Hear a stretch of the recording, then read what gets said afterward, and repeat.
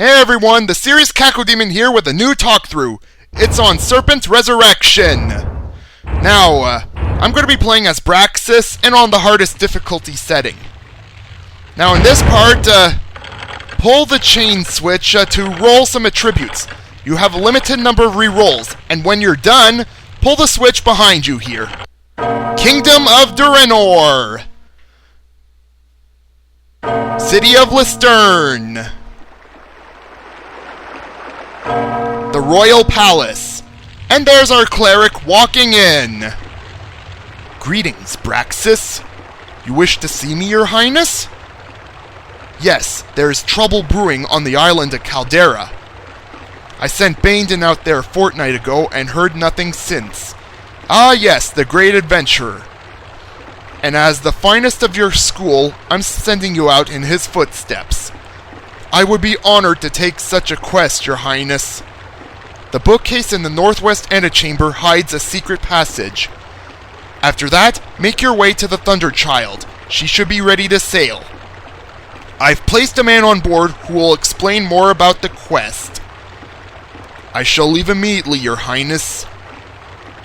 Good luck and Godspeed. Thank you, Your Highness. Now, I'm doing post-commentary here because there are some things that are important, and I don't want to screw up my commentary because I missaid something and having to restart the part all over again. Anyways, I'll get more into that later. For now, welcome to Serpent Resurrection by The Ultimate Doomer. Read the text file for important game details if you haven't already done so. You'll want to do that in case you want to play this yourself. I could use some more gold before I set sail. And the message below tells you can skip the intro in the future by pressing jump and crouch at the same time. Now, you want to watch out for thugs. They are suit-colored to distinguish them from normal civilians. Enter this nearby building to find some artifacts and stuff. Well, actually, just one artifact and one scroll, but there's a potion of life in one of the closets in one of the rooms. Another room has a closet which has one of the first scrolls we'll ever pick up. A power scroll. Now that we're done here, let's leave. Now you'll notice bulletins on the walls. The bulletins and books can be read, as in you can see text on a screen describing what is on the wall or in the book. Now I won't go out of my way to read every single bulletin and book throughout the entire WAD, but I will read some along the way anyways, and some of them are an important read anyways as they contain hints and stuff. Now go over here because we're gonna check one of the dry docks because there is one artifact in there, even though it's not that useful, but every artifact picked up counts. And those hammers look like hammers of retribution almost. Anyways, the closet we just entered had a torch. And now, let's check some of these shops. The armor shop has different pieces of armor you can buy. However, two of them cannot be worn by the cleric. Bracers and the Falcon Shield. Now with the bracers I could understand, but Falcon Shield, that doesn't make sense, since the Falcon Shield was the best piece of armor he had in the original Hexen. And as you can see from this message, Braxis cannot gamble, because it would be heresy to do so. Besides, we just came here to get the poison vial in the storeroom. Now, why would a poison vial be there? I don't know. Now the item shop, it sells many different types of items, and you'll see a list of the items as shown here. In this screen is a list of artifacts that can be found throughout Serpent Resurrection. Now, all except the Potion of Excellence can be bought at shops. The Potion of Excellence, you're gonna have to do some exploring throughout your journey to find. They are very rare items. Now, besides the Potion of Excellence, all of what you see here can be bought at shops. However, if you want to buy mana batteries, creators of might or magic rings, you're gonna have to go to the magic shop to buy them. Now with that out of the way, let's return to the action.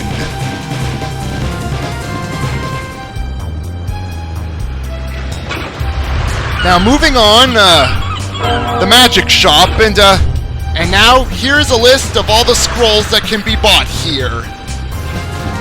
Now do keep in mind, you can still find these scrolls scattered throughout your journey, and most of the scrolls are time-based. The only ones not time-based are the Summon Scroll, Inferno Scroll, Penetrate Scroll, and the Annihilation Scroll. Now, your sorcery level must be at the same level as the scroll, and you must have that same level of magic points to activate the scroll. Also, all classes have an upper limit in sorcery, so that means Anvar and Braxis will not be able to use every single scroll listed here.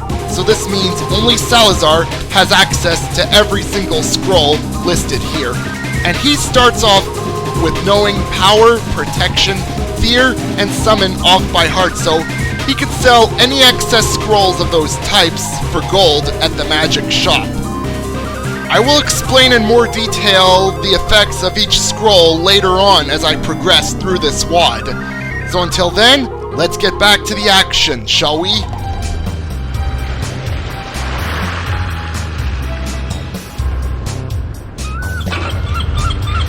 Okay, now next up we'll check out the other dry dock. There is an artifact in one of the closets there. Inside is a pair of jump boots. Yep, a free pair of jump boots. We don't have to buy one at the shop. Now let's continue on, and next stop will be the City Gal, or City Jail to be more accurate. Let's read the bulletin boards there, because there's two of them. There have been a lot of thieves and thugs roaming the streets recently. Be vigilant when walking the back streets and alleys in particular. And I think we've already been doing that. The other bulletin says, Wanted, information leading to the capture of S. Ridley, the notorious master thief. He has stolen lots of things and must be caught. 100 gold reward. Sounds interesting. Maybe we'll find this thief and kick his ass. Now this cell has a dead thug in there who dropped a magic ring. Now let's continue exploring the rest of this town and find some more artifacts, shall we? We have to check everywhere for artifacts and stuff. And there's another thug there. Now this is a gauntlet. We're going to be running the gauntlet much later, after we're done exploring around here and finding everything we can here. Now the market hall doesn't have anything in particular except for a potion of life. But hey, every bit counts. Checking around for thugs. Then let's proceed to the next set of residences. Now here, the right residence has a closet that has absolutely nothing. Just a dusty old pot in there. However, the residence on the left has a closet with a power scroll in there. Now let's check the next residence. Skipping one door because it won't open. But first, taking out this thug. Now the residence on the left in this hall has a closet with a magic ring in there. You willing to bet the right residence has nothing but a dusty old pot in there too? Yes, that's right. Same thing. Now here, there's only one residence linked in this hall. And the closet there has another pair of jump boots. Gonna switch to the jump boots for later. Now let's start exploring some warehouses. Now you'll want to explore thoroughly and make sure you find any artifacts there. And there is a Time Bomb the Ancients. Very useful artifact. Much more useful than it was in Heretic. Bigger blast radius and more damage in the radius. Pick up some magic rings there, and before I enter those unmarked buildings, take out another thug. Now, in one of the unmarked buildings is a disc of repulsion. The other unmarked building has a Time Bomb of the Ancients. Now let's check out Warehouse 2 and see what's in there. In there is a poison vial. And then next up, we're going to check up Warehouse 4. Now, there is a disc of repulsion in there, but more importantly, there's a hole up there. Now, before I go up there, I'm going to first save. Make a quick save, in case I mess up. Use a pair of jump boots there. And we jump up, and we find a secret fear scroll up there. Now, quickly run back to the City Gal, and opposite of it is a window which is open, and jumping up there leads us to another secret with a secret bag of gold. And there's a bulletin on the floor. Let's read it. It's from S. Ridley, Master Thief. I managed to stash all the rum and spice in the boxes up here. I've barred the door so no one can get in, and I will use the window to leave. That should keep it safe from them. Yeah, well, good job keeping it safe from everyone, except for a cleric with too much time on his hands and a pair of jump boots. Really now. Now, we're gonna run the gauntlet. It is time to run the gauntlet. Okay, step up to the platform and away you go. The gauntlet is really easy to go through. Really easy. Of course, you might have some trouble getting through the first time, but first time I did this, I succeeded. And for our trouble, we win 125 gold. Now, there is one more thing we can do to earn more gold, and we're going to be heading there right now. And it's right here. The guy is standing on the crates. Okay, I need all these barrels putting on board and in the right pens. 6 in each one, and close the door afterwards. Don't leave or the job is off. I have no time for shirkers. Well, time to speed things up since this takes a long time to finish.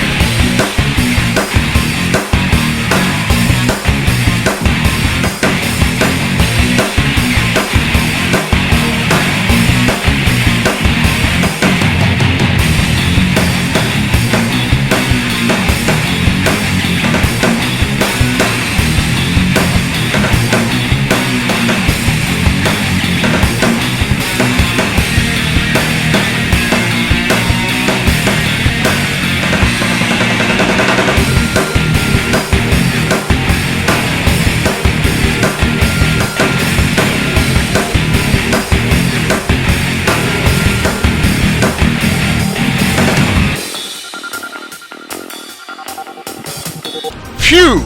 That should be it! We're done! Okay, good job. Here's your pay. Well, thank you.